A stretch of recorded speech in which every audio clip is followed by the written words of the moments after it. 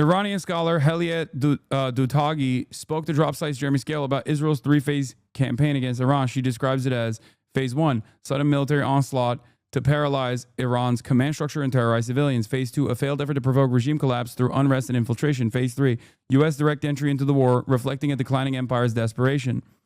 In this clip, she walks through the first phase, a surprise assault designed to inflict widespread terror on civilians by exploiting the element of surprise. She says the strikes hit over 100 sites in the first 12 hours, including significant senior military officials, civilian scientists, several university professors, including the president of Azad University in Tehran, and women and children.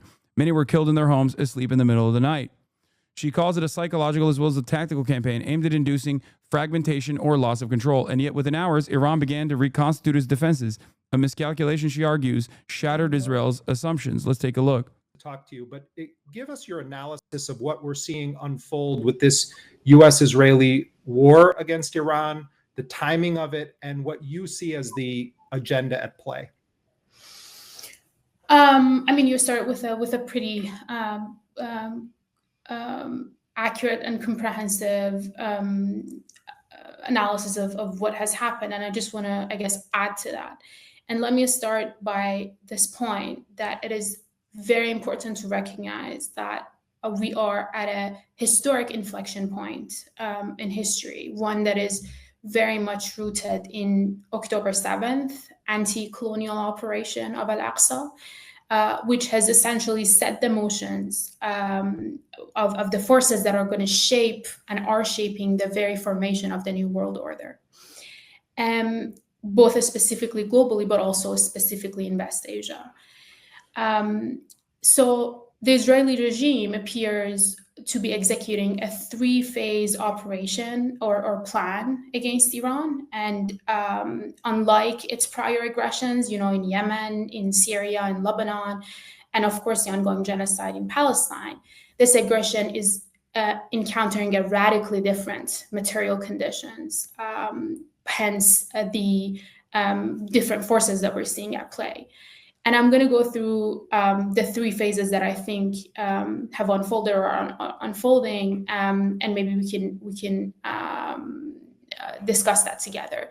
And the very first phase, obviously, was what you explained.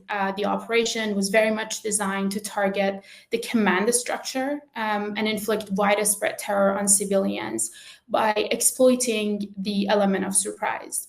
And this phase was successful for the most part, in my opinion, because while Iran was at the negotiating table, as you mentioned, there was a coordinated wave of strikes targeting Iranian civilians, residentials, and military sites, as well as nuclear facilities in Natanz in the first round of its strikes that are under and were under IAEA safeguard, right? So the victims of the first day's attack, including significant senior military officials, civilian scientists. We had several university professors, including the president of Azad University in Tehran, one of the prominent universities in Iran, and women and children. And they were overwhelmingly located in residential neighborhoods.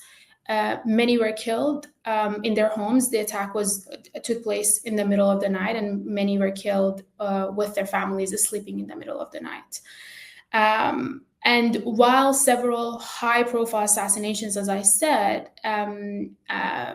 were assassinated, 5 out of 12 that they aimed to assassinate were killed in the first night.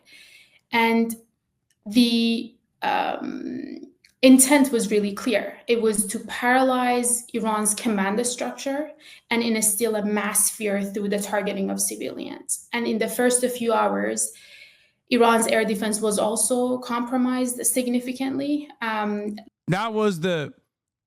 for sure was the most sophisticated aspect of the Mossad operations. Like that, I would say that in and of itself is like, that wasn't even like the fucking the act of terrorism that the also sophisticated, but an act of terrorism that was the bombing campaigns from the beepers. The fact that they were able to deeply penetrate the IRGC and deeply penetrate Iranian society so they could actually have a drone building facility in the fucking heart of Tehran is insane.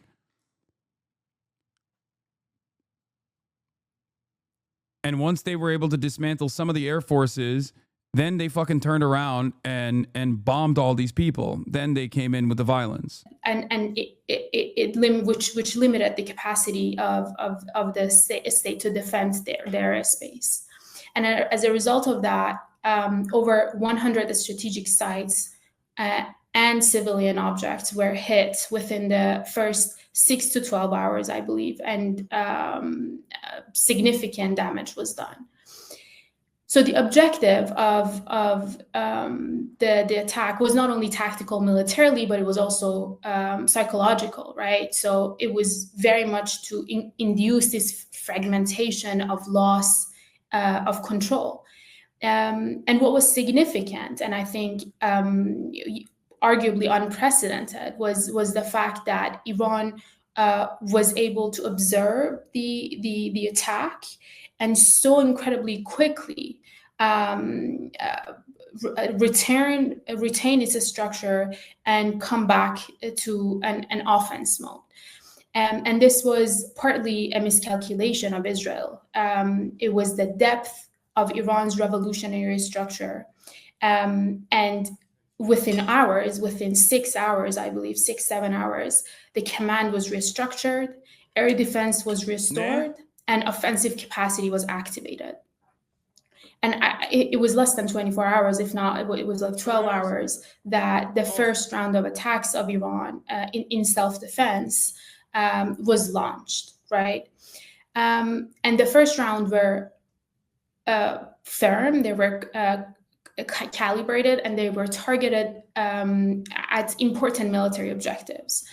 And they also passed through, it's very significant to note that the fact that the hits were and are continuously successful in occupied territories is due to the fact that it goes through, the missiles go through multi-layered interceptions with the most advanced military equipment of the collective base, right? The first layers probably starts in one of the Arab reactionary regimes, Jordan probably, in terms of intelligence, and it goes through until it hits the target. So there are multi-layered levels of interceptions that these missiles pass. And, Iran developed this. Doing so, it completely disturbed the Israeli strategic assumptions and revealed that the readiness of the state that has spent decades, especially preparing for this moment, especially after the Western-backed Iraqi invasion of Iran between 18... Just like with Yemen, a strike in the heart of Sana'a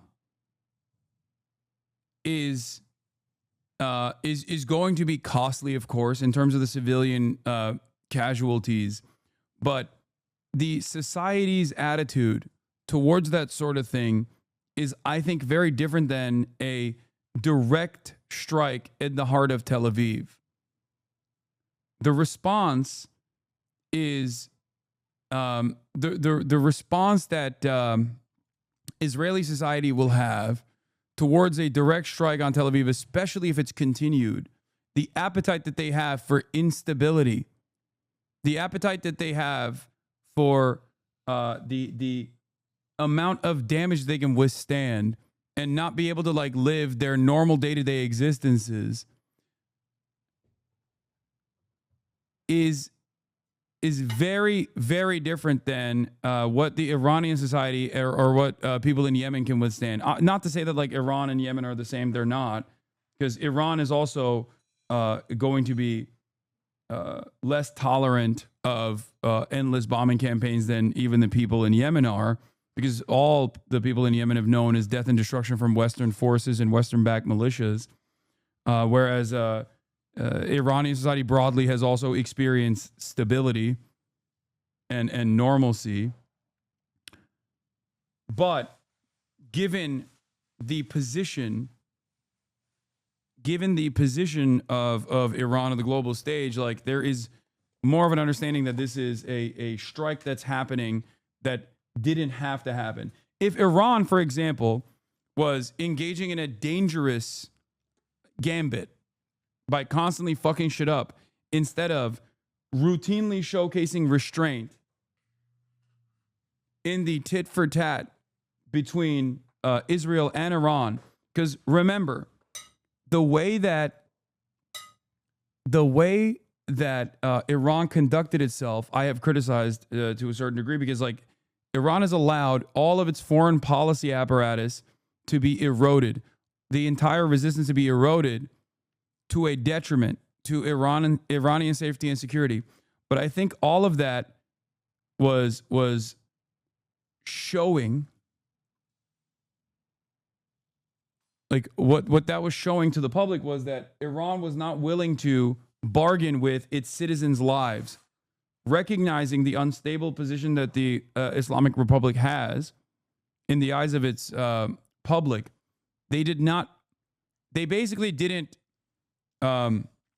poke the beast, if you will.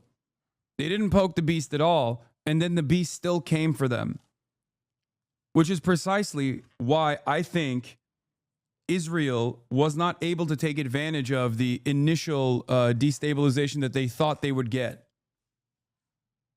They didn't poke the bear, and the bear still came for Iran. And then all of a sudden, people recognize, like, you know, this is outside of the Islamic Republic's control. This is not something that they brought to. This is not something that they brought to us. That's what I think. That's why I think it's like, in spite of the negative feelings that a lot of Iranian society, especially secular forces within Iranian society, felt towards the government, there isn't like a tremendous amount of instability.